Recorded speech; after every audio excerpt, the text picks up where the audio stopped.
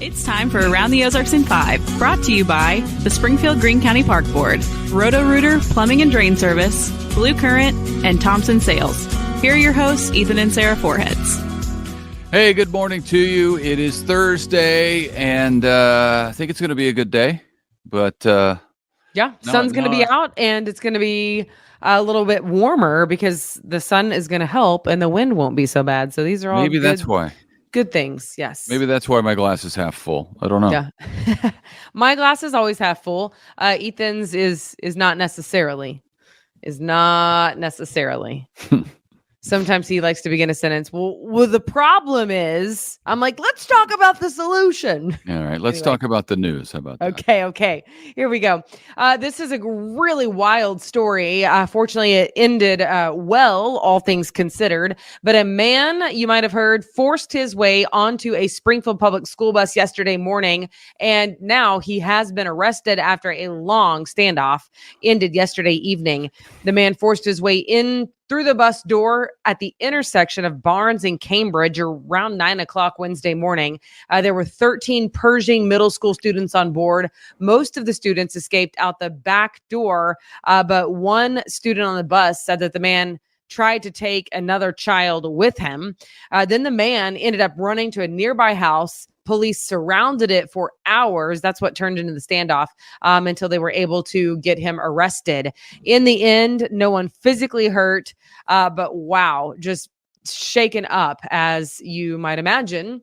Counselors are going to be available today for any students who would like to talk about that wild incident. Well, and for students, for parents, for everybody involved. I mean, that is so traumatic, that time frame. Fortunately, it sounds like the kids on the bus part was fairly quick, and the long part was the standoff at the house. Yeah.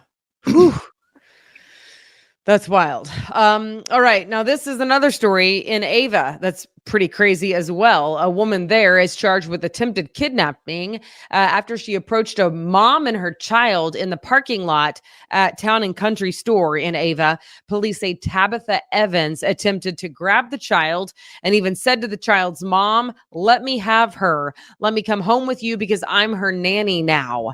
Police believe that Tabitha Evans was under the influence when that happened.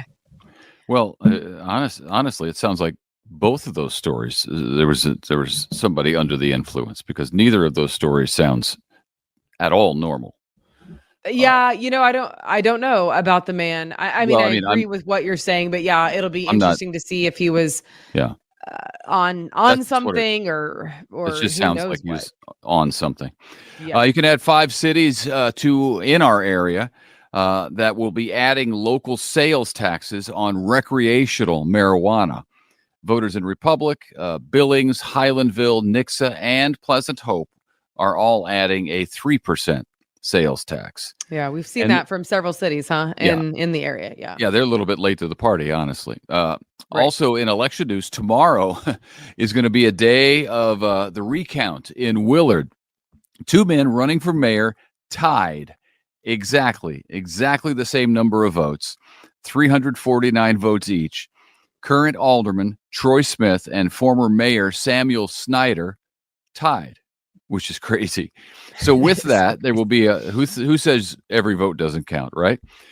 With that, there will be a public recount by hand tomorrow, 9 a.m. at the election center in Springfield.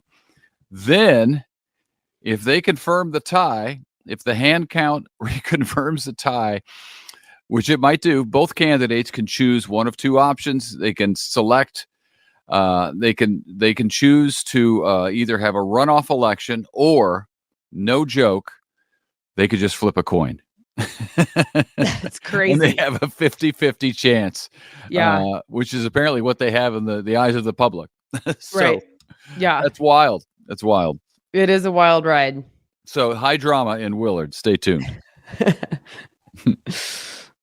Kansas City Royals, their election this week didn't go very well. The Royals and the Chiefs will likely try again to pass a tax that voters will approve to get the stadiums that they want for their professional teams, football and baseball, and new stadium, upgrades to the stadium. The one that was on the ballot Tuesday did not pass, so the team's owners have to regroup. And they said before this, the owners said that relocation is on the table, like not relocating within the city, relocating to another city. Yeah. I mean, that was, that feels like a threat whenever they say it before the election. But now that that's a possibility, it's like, ooh, maybe. Yeah. They're keeping their options open, looking at everything. There's a committee to keep the Royals and Chiefs in Jackson County. That group gave a concession speech saying that they think Jackson County is better off with the Chiefs and the Royals than not, even for taxpayers paying extra. But the facilities where they play are a problem now because they're getting old. The team's made it clear that they now have to explore other options. Clay County and parts of Kansas as well for relocation plans after the current lease expires in 2031. So there's still time, but it could get interesting. It could get interesting. Anytime I hear a concession speech, which I've heard a lot of them in my day, it's so deflating. Like it's like you just sink down in your chair and like order a stiff drink, I guess. I don't know. Well, that's why sounded like very defeated. A concession speech, well, it's usually in front of your crowd of supporters, unless it was such a blowout that they all left. So they're really down. But the key to a concession speech is congratulate the opponent, thank your supporters, and get out. Make it quick. Make it quick. Don't drag on. Yes, I've learned this from my husband in certain settings with make it quick about like whatever topic. Brevity. Yeah. Brevity, yes, man. Brevity. Nobody cares. Brevity. Anyway, yeah. So we'll see about relocating. I can't really imagine that, but I mean, I guess it's possible. Speaking of the Chiefs, former Kansas City Chiefs first round pick Clyde Edwards-Helaire, Helaire, Helaire. He will return for another season. He agreed to a 1-year deal that keeps the 2-time Super Bowl champion in Kansas City for a 5th season. He was the 32nd overall pick in the 2020 NFL draft after winning the national championship with LSU. It's exciting. All right. This is fun. Congratulations are in order for 4 Springfield teachers who are apparently very good at their jobs. Julie Berkey, a music teacher at Fremont Elementary, Betsy Canella, an industrial tech teacher at Kickapoo, Alicia Johnson, a first grade teacher at Twain Elementary, and Lori Macy, a special ed teacher at Pipkin, are all 4 nominated as finalists for Springfield's Teacher of the Year Award. Cool. Get this, there were more than 275 teachers that were nominated. So to be in the top 4 is a big deal. Yeah. And I'm excited for all 4 of them. The winner will take the cake on April 19th. Wow. Yeah. Congratulations to all 4. Yeah. Getting to the final 4 in whether it's basketball or teaching is pretty cool. Yeah. Well, and then if they win Springfield Teacher of the Year, then they can go for it at the state level and then even at the like bigger. I mean, it grows regional level, state level, something, but you can go up and up from there. It's pretty neat. Also, congratulations to a Springfield area 5K running from Yeti. This is a good one. It was just named number 2 race in the country by USA Today. They do their 10 best awards. Running from Yeti is held here in Springfield, also in Kansas City and St. Louis during the cold winter months. So here in Springfield, in addition to the 5K, there's also a 10K, a half marathon, and even a full marathon. And what's fun for me is I know the guy who puts this on, his racing company, Heartland Racing Company. I often do triathlon through them, but this is his race, Keaton Garrett. So go Keaton, go. Isn't that exciting? Well, yeah, that's weird. It's number 2 in the country, right? The whole country? In the whole country. And I've never heard of this race. And now, granted, that's because your wife prefers triathlon over marathon. So yeah, and I prefer couches, sitting on couches. No, you like finish lines as long as you have your hot bagel and hot coffee. Not in the winter months. Well, it's true. It's true. He's like, babe, I bet that you crossed the line, and I'll see you when you get home. Yep. Catch you at the next one. Catch you at the next one. When it's warmer. Listen, I'm not offended by it, people. It's fine. It's fine. Okay, this is fun. April is Jazz Appreciation Month. Do you like jazz music? I don't know. I can get into jazz. I went to New Orleans once, and it was pretty great. So this weekend, the Galois Theater is celebrating the first annual Galois Jazz Festival. It's April 5th, 6th, and 7th. So that's tomorrow, Saturday, and Sunday. The Galois lobby is going to be transformed into a jazz cafe with Smithsonian art on display featuring jazz legends. And if you get, done looking at all those things, you can head outside to the food trucks and drinks. So that's fun. It's like a whole little festival. They're going to feed you and wine you and dine you. You can also view screenings of Sado 48 shorts. Oh, yeah. And more, which a lot of people are interested in the Sado 48 shorts. So head out there to the Galois this weekend. Should be a great time. Yeah, good for them. That's fantastic. I think that's a neat idea. A lot of jazz fans out there. A lot of great jazz musicians around our area. So, and I had friends compete in the Sado 48 shorts, and so that's neat to get to see it on the big screen. And check out more details, by the way, at galois.org. I think a lot of people don't know what Sado 48 is, but it's you put together basically a short film. Yeah, it's a short film. I think most people do. What does it stand for, though? Now that I say it out loud, of course, I can't remember the acronym. We work at a TV station. We know it, but I don't know that most people do. It's you think you have 48 hours to put together a movie based on whatever they tell you at the start of this contest. Yeah. So. I'm trying to look it up. It's fine. You'll have to look it up yourself if you don't know what it is. But yeah, short film festival.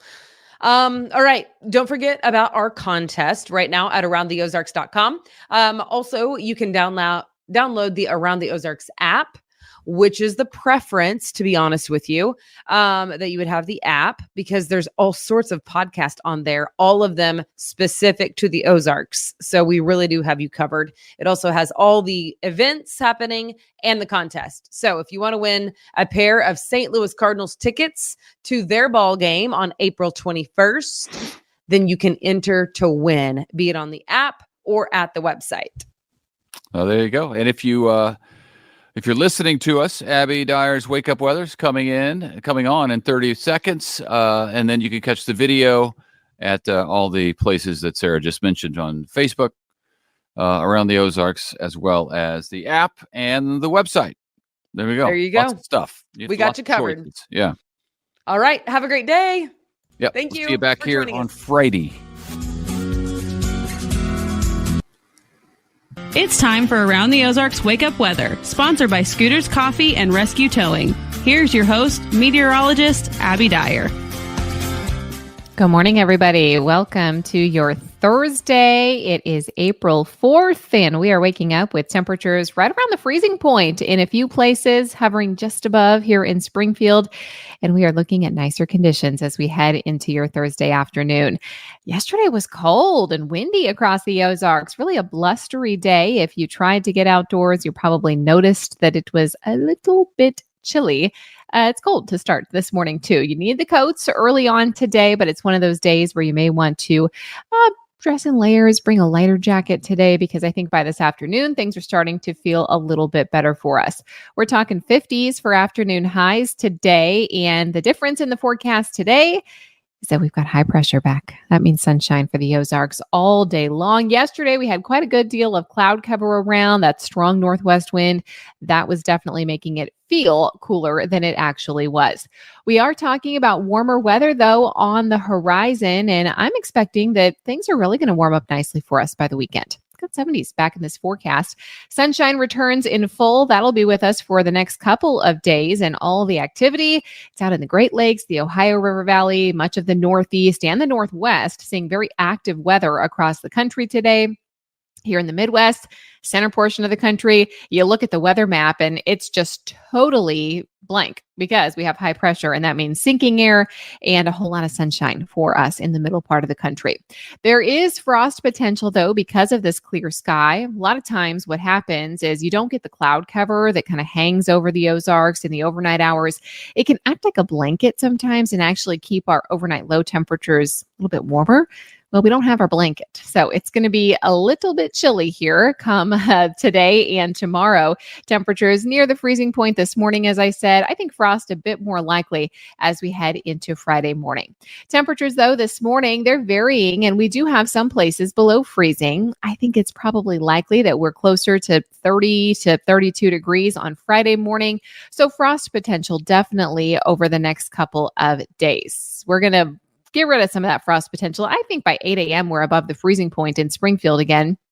And then we're talking about much nicer weather, not only for this afternoon, but also as we head into Friday, Saturday, and Sunday, the conditions look a little bit better. I have some small chances for rain in this extended forecast, but it's nothing that's going to be too much in the way of rainfall. This frost freeze potential exists this morning and tomorrow morning, so sensitive vegetation. Well, if you didn't already bring it in last night, probably too late for that this morning, but tomorrow, you could save your plants. If you have anything particularly sensitive, go ahead, cover it up if it's already in the ground. And temperatures are likely going to be warming up so that we don't have to worry about any of that again by the time we get to Saturday and Sunday. Overnight lows no longer near the freezing point. By the way, average last frost and freeze for the Ozarks is typically late April. So this is nothing too unusual. When we get these clear skies, though, it's still cool enough in the atmosphere that we get a couple of cold mornings, oftentimes this early in April. Temperatures by Friday, well, they're going to be back into the mid 60s for some. It'll be nice and warm tomorrow. Today for the high temperature, I have about 57 degrees for the Springfield region. Consider yourself lucky if you touch 60 today. Temperatures tomorrow back to the upper 60s. I think we're at 70 by Saturday. A small chance for rain exists in the weekend forecast, but it's nothing that's too strong. No thunderstorms, no severe weather. In fact, I expect just a small chance for showers in the evening on Saturday. And then again on Sunday morning as a little disturbance moves through. It shouldn't affect the temperatures too much. I still have temperatures in the 70s come Sunday. Around the country, I told you about some of the activity out to the east and to the west, but heavy snow is likely over the Sierra Nevada mountains today and the central Appalachians. Also, snow, heavy rain, and high wind heading for the northeast. A nor'easter is impacting much of the Northeast. They're talking really heavy snow for portions of Pennsylvania and Massachusetts. And we are also talking about some high winds and maybe even some coastal flooding for our friends in New England as well. So we'll be thinking about them today and tomorrow as that storm system kind of wraps up and gets into their area. All right, it's time for the Around the Ozarks Wake Up Weather Brain Twister trivia question for you today. This one is kind of fun. I'm not sure you've ever thought about this because they're just so common for us now. Drive-thrus. Why was the first McDonald's drive-thru created? The options that I gave you were A, the owner's wife didn't want to have to come inside. B, it wasn't convenient for service members. C, the owner wanted to reduce the number of children inside the restaurant. Or D, it was a marketing ploy to drive up sales. If you chose B, that it wasn't convenient for service members, you would be correct. The very first drive-thru was born in Sierra Vista, Arizona in January of 1975.